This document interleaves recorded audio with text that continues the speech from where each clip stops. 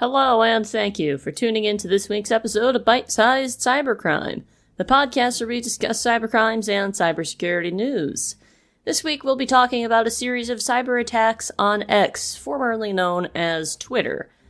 Elon Musk has been a controversial figure for some time now, even more so with the creation of Doge, leading to a lot of concerns about unauthorized access to data of private citizens. So it's of little surprise to me that one of the projects he spends most of his time at, X, was under attack last week.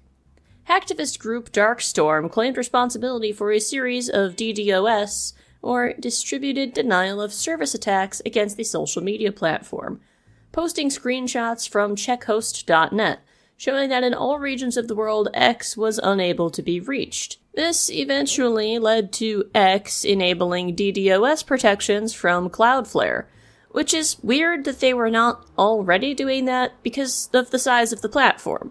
There's a lot of users, and there's a chance that it is going to be a target of such attacks, so this is something that makes sense to have enabled by default. Cloudflare is a cybersecurity company that provides DDoS protections among other services. You may recognize them if you have gone to a website and had to check a box to prove that you're human. This simple mechanism thwarts most basic bots from being able to successfully interact with the website itself, cutting down on fake requests while allowing a real human to bypass the checkbox with relative ease. There is a good chance that X only enables this DDoS protection for some sort of active attack situation as a cost-saving mechanism. I can't say for sure, but for now, the site is protected from further attacks by Cloudflare and is back up and running as usual. Elon Musk stated that the outage was caused by a massive cyber attack, and that a large, coordinated group or even a nation-state actor was involved. He ended his post with tracing, ... much like a terrible 90s hacker movie. A DDoS is also notably pretty difficult to trace, by the way.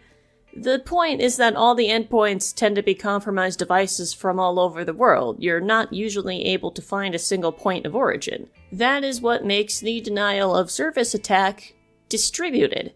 If you can trace it to one specific endpoint, 1, you can block the IP address and it's done. 2, then it's just a regular denial of service attack, or a DOS. We'll talk a bit more about how a DDoS typically works nowadays in a bit. Apparently, in his master hacker efforts to trace the IP, Musk claimed that the attacks originated from Ukraine in a video interview with Fox Business.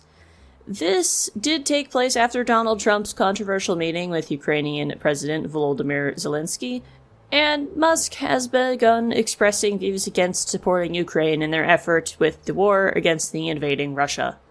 Darkstorm has denied any ties to Ukraine, and Musk has also not been able to provide any actual evidence that the attack was linked to Ukraine, so I personally find it to be pretty unlikely. A hacktivist group is performing this type of attack for a political reason, so they're a lot more likely to be honest about their views and their cause, because that's what they want.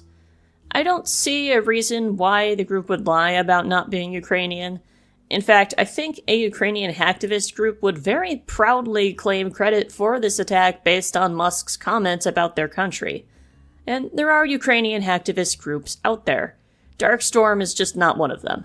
As far as I can tell, the Darkstorm group appeared in late 2023 and are a pro-Palestinian group, targeting governments and organizations that have shown vocal support for Israel with DDoS attacks. They have also shown some similarities to known Russian threat actors Killnet, though it's hard to say whether or not the groups are related. Attributing attacks to threat actor groups is actually very complicated, and relies on analyzing the exact methods different groups are known for, down to things like file types and tools used. So, what is a DDoS attack? Let's get back to that. A DDoS, or DDoS, or Distributed Denial of Service attack, is a type of attack in which a large amount of machines, from computers to smart home devices that have been compromised, flood a particular website with requests. So many requests, the site cannot handle them, and eventually it crashes, denying traffic to people who actually want to use the website legitimately. A common method used by hacking groups these days is compromising computers with malware and joining them in this kind of zombie army type thing called a botnet. Most people have no idea they are in a botnet. The malware is very discreet and doesn't aim to steal your data or mess with your machine at all. Rather, its purpose is to be just one machine in these massive attacks, just sending basic web requests that you likely don't even notice are happening, assuming you're not constantly monitoring the network traffic of all your devices. Last week, I actually talked a bit about the Internet of Things. Smart devices that are not traditional computers, but can be things like surveillance cameras, doorbell cameras, smart thermostats, smart fridges, smart dishwashers, Amazon Alexas, smart watches, smart treadmills, any kind of smart device with an internet connection. These devices are often unsecured or very poorly secured and hard to update, leaving them many software updates behind and making them prime targets for this type of malware. These devices can get infected from all over the world, especially because many people do not know how to properly secure them and accidentally leave them open to the public internet.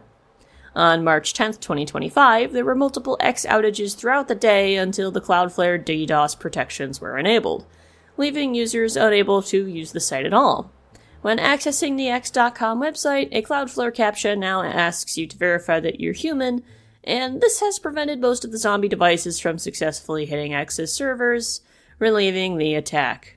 With Elon Musk becoming a more controversial political figure, I do potentially see copycat attacks being likely in the future, though probably of different natures than a simple distributed denial of service attack.